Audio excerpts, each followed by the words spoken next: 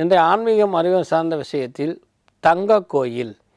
Sir, தங்க கோயில் பொற்கோயில் ரெண்டுக்கும் முதல் வித்தியாசம் தெரியும். பொருள்னாலும் தங்கம், பொற்கோயில்னால் அமிர்தரசில் இருக்கிறதுக்கு பேர் தான் பொற்கோயில்.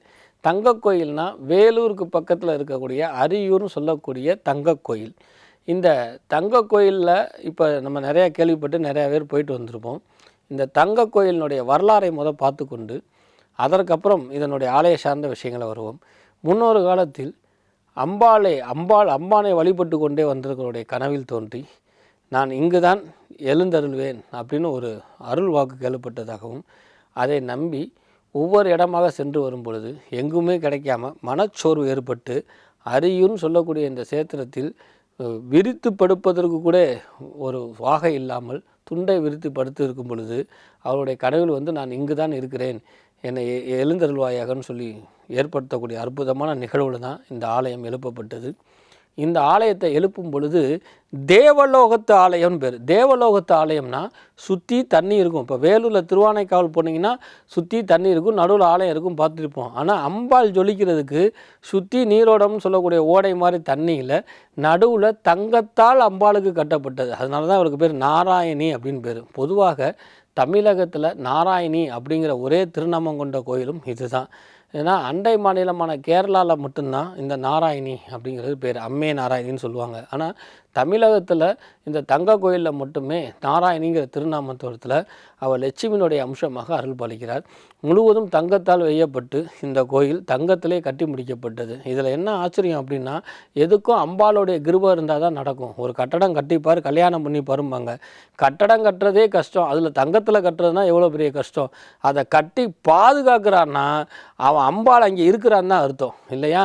எத்தனையோ இடர்பாடுகளையும் இடைஞ்சலையும் தாண்டி அந்த அம்பாள் இருந்து அருள் பாலித்து கொண்டிருக்கிறாள். நிறைய வரங்களை கொடுக்கறனால தான் அந்த நாராயணிக்கு பேரும் புகழும் கிட்டக்கூடிய அற்புதமான நிகழ்வு. வேலூர்லேருந்து 5 கிலோமீட்டர் 7 கிலோமீட்டர் டிஸ்டன்ஸில் இருக்கக்கூடிய இந்த பொற்கோயில் தங்க கோயில்னு சொல்லக்கூடிய இந்த தங்க கோயில். இந்த நாராயணி சிரித்த முகத்துடன் இருக்கிறார், லட்சுமியினுடைய சாரபலத்திலோடு இருக்கிறார். தனி மனிதனுடைய கனவில் ஒன்றாலும் கூட இந்த மக்களுக்கு எல்லாத்துக்கும் நல்லதொரு வாழ்க்கையை கொடுக்குறார். வேலூரை எடுத்துக்கிட்டோம்னா வெப்பமயமான வெயில் அங்கே ஜாஸ்தியாக இருக்கும்.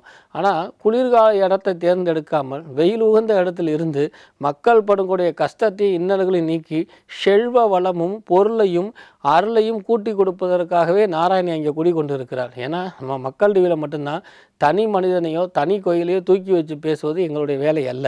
அங்கே இருக்கக்கூடிய ஆற்றலை வெளிப்படுத்துவது தான் எங்களுடைய வேலை. இன்றைக்கும் நீங்கள் இந்த நாராயணிய கோயிலுக்கு போய் சேவிச்சிட்டு வாங்க, மனம் ஆறுதல் அடையும், ஆனந்தம் அடையும், நிம்மதி அடையும். பொதுவாக தங்கங்கிறது குருவுக்கு உகந்தது. இந்த குருவாகப்பட்டது மங்களகரமான அர்த்தம். உன் வாழ்க்கையில் இது முடிக்க மங்களமே இல்லையா, இருண்டு போச்சா, ஒரு தடவை பொற்கோயிலுக்கு போயிட்டு வா, அந்த குருவினுடைய அருள் கிடச்சி மங்களகரமாக இருப்ப. நீ பொற்கோயிலுக்கு போய் அதே மாதிரி ஒரு கோயில் கட்டுன்னு ஒன்று சொல்லலை, அங்கே தங்கம் போடுன்னு ஒன்று சொல்லலை, அங்கே தங்கம் கொடுன்னு ஒன்று சொல்லலை. ஆனால் அந்த பொற்கோயிலுக்கு போகும்பொழுது தங்கத்தினுடைய அருள் கடாசம் கிடைக்கிது. சைவத்தில் பார்த்திங்கன்னா சிதம்பரம் நடராஜர் கோயிலில் தங்கத்தினால் வேயப்பட்ட ஓடு இருக்கிறதை நம்ம பார்த்துருப்போம். ஆனால் இந்த கலியுகத்தில் கூட என் அன்னை லட்சுமி தேவி அங்கே அம்சமாக உட்கார்ந்து கொண்டு தங்கத்தினால் வேயப்பட்ட கோபுரத்திலையும் தங்கத்தினால் எழுப்பப்பட்ட தூணிலையும் நாராயணியாக நின்று எல்லாத்துக்கும் அருளாட்சி பண்ணி கொண்டு எல்லாத்துக்கும் செல்வ வலிமையை ஊற்றி கொண்டிருக்கிறாள்.